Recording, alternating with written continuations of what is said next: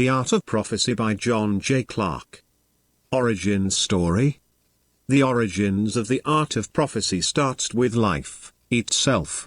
How so? Every form of life depends for its life upon life support systems. Thus a reasonable taxonomy could be established upon a life form's life support systems, their number and their purpose. This is a more simplified and more rational taxonomy than is practiced today. Now this would be a very tedious job, which I am not qualified to go into.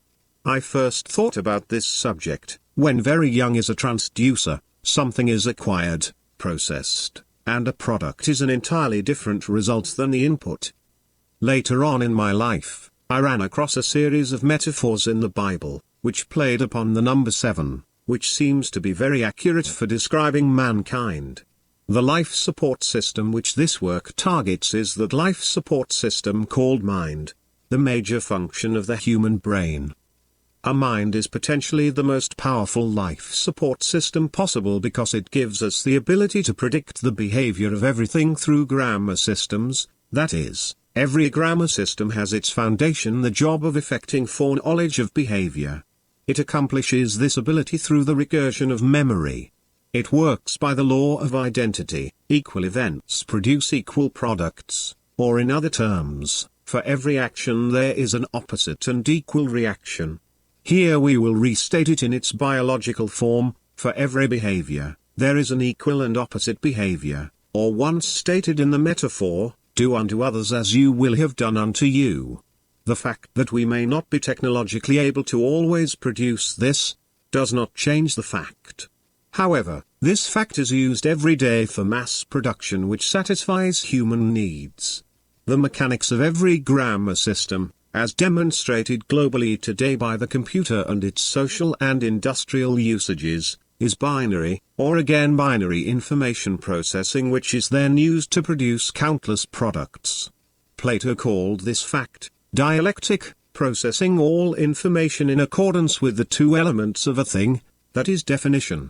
Everything is defined in terms of its material difference and limits, it is not a theory, it is a grammatical fact. Therefore, it follows that the evolution of mankind is not in the particular products of technology, but in the real evolution of man's mind in order to effect binary recursion through our grammar matrix.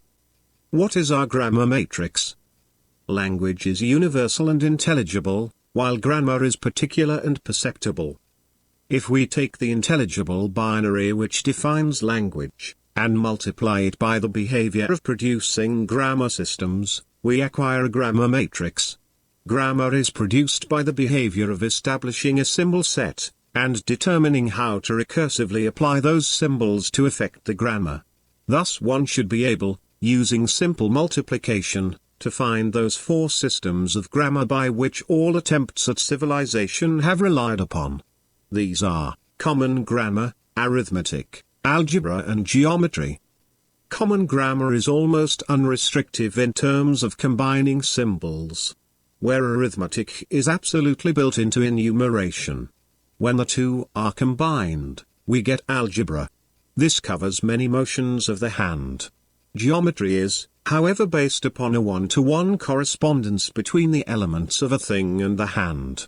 It is this fact that Plato said that with geometry we can construct perceptible paradigms for all of logic, even though he never found, in his lifetime, how to accomplish it beyond very elementary application. People will be surprised geometry can be inferred in the Bible to hold the very same place in grammar using metaphor. Today we have what mankind has not had in the past, proof of concept. Evolution. Thus it can now, beyond a shadow of a doubt, be known that our survival and evolution depends upon our own ability, not to create technological wonders, but to become functionally literate. In this regard, I, like every other rational human being, must dedicate our life to at least producing a grammatically correct grammar book, using geometry. The above means that we will first become familiar with each of these grammar systems before we can become knowledgeable enough to write those grammar books.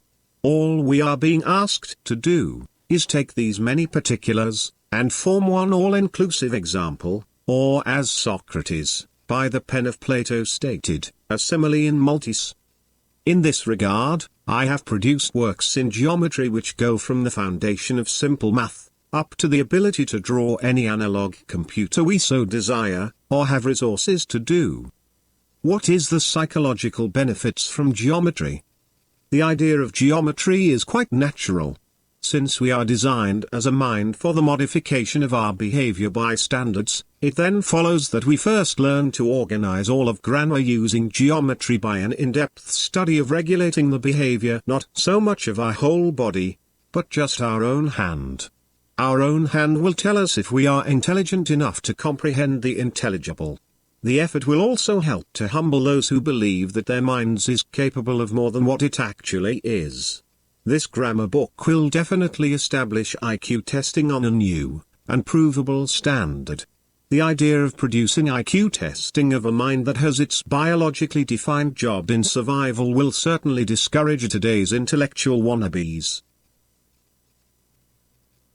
False words are not only evil in themselves, but they infect the mind with evil. Phaedo by Plato,